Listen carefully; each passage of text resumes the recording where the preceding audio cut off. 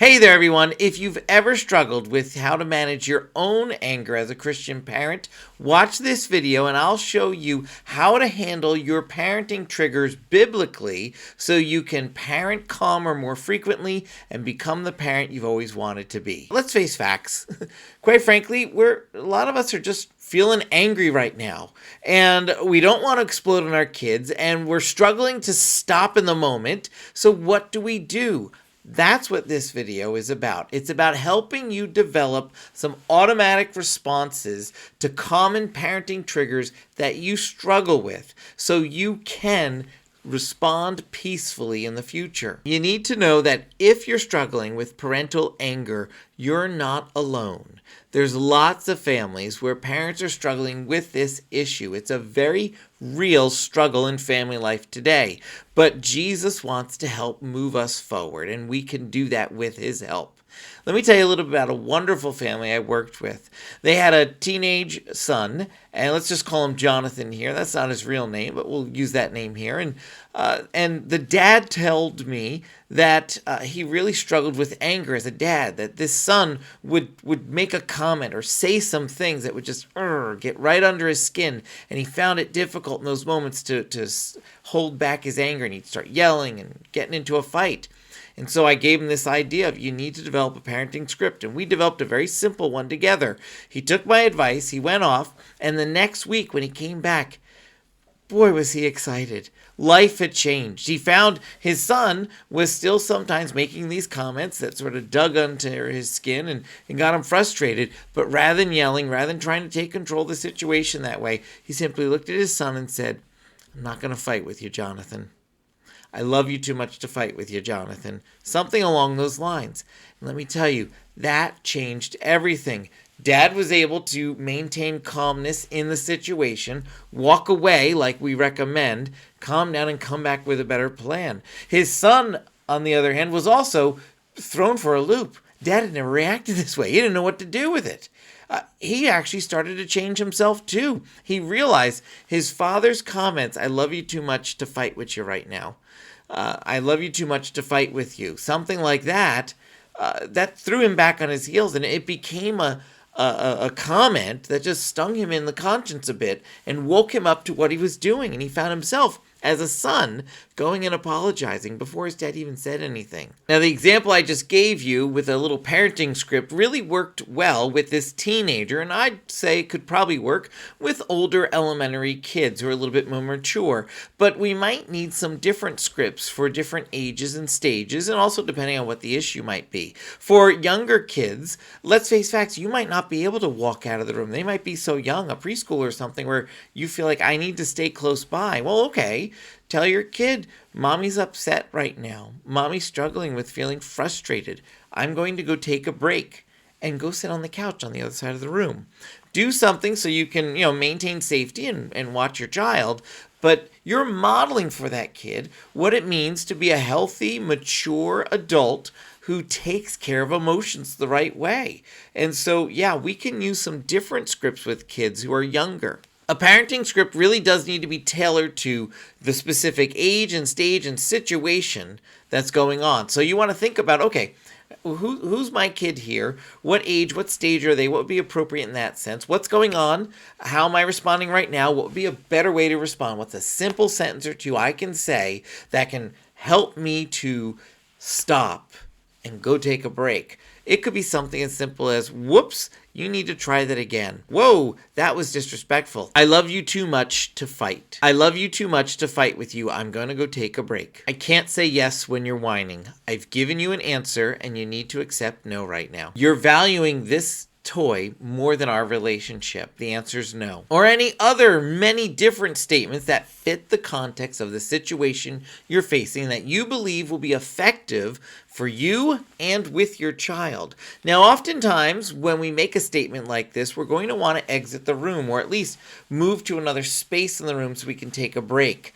That helps for a number of reasons. It's not a formula. You don't always have to do it, but it helps for a number of reasons. One, it models mature, healthy, emotional management. We're showing kids that it's a healthy thing to do, and that when we have you take a break as a child, it's not a punishment, it's a tool for helping slow down family life, slow down the emotions going on, and calm down and make a better plan for the future. Removing ourselves from that room also gets us out of the possibility of getting into a bigger conflict. If our kid coming back and saying something that gets under our skin and us now shouting and it just goes the wrong way, getting out of the room removes us from that potential. We're also using the parenting tool that we call time. You see, when we make a statement to a kid like, what you're doing is wrong, that needs to change, I'm going to go take a break. What we've said right there in that situation is a conscience-bearing statement. We've made a statement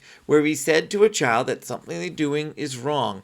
That weighs on a child's heart in a good way. The conscience has to struggle with that a bit and manage it in some capacity.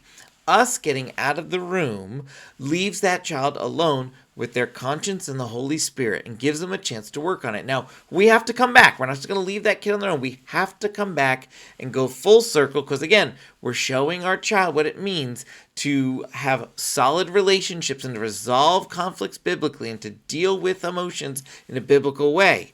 But for those moments when we're not there, our child is wrestling in their heart with what they need to do versus what they want to do. And that's a good thing when our children wrestle in the heart because it gives them a chance to exercise their conscience and hopefully move in the right direction. And if you find it hard to come up with the exact words you want to use for a specific parenting script, let me suggest instituting a very simple phrase you might use, almost like a code word. You could say something like, oh, mommy's taking a break. Or something like, oh, daddy's taking a parenting pause. And phrases like that, you want to teach them to your kid and say, hey, when we say we're going to take a parenting pause, here's what that means. Or when I say I'm going to take a break, here's what I mean. And you want to let your kids know it means I'm going to be over here. I'm going to be taking a break at this point.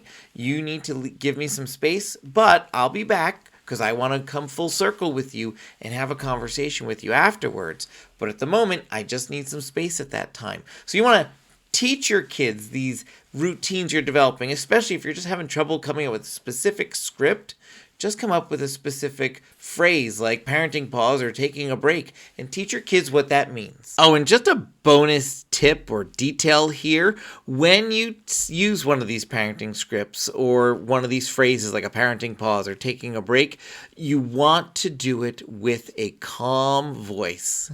When you yell at your kid, I'm taking a break, it doesn't work the way we want it to work. So you want to, as best as you can, to remain calm even in that moment. And that's why you want to keep these scripts really short, because you're struggling with emotions at that moment. You want to get out as quickly as you can.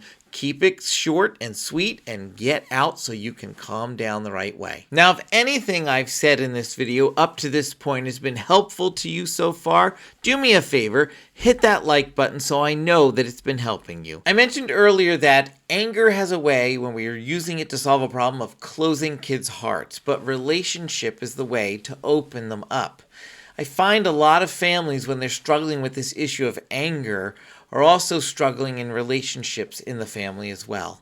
It's so important that we double down in building relationships, but sometimes that can be really hard. There's a lot of baggage we're taking into those relationships when anger's been festering and we've been struggling. We've developed some counterproductive habits in family life that need to change. Let me recommend you grab the parenting resource in the link down below. Develop a closer relationship with your kid in 2 weeks. I've had plenty of parents grab this resource, use it with their kids, and see a change. Some in those 2 weeks, some even shorter than that.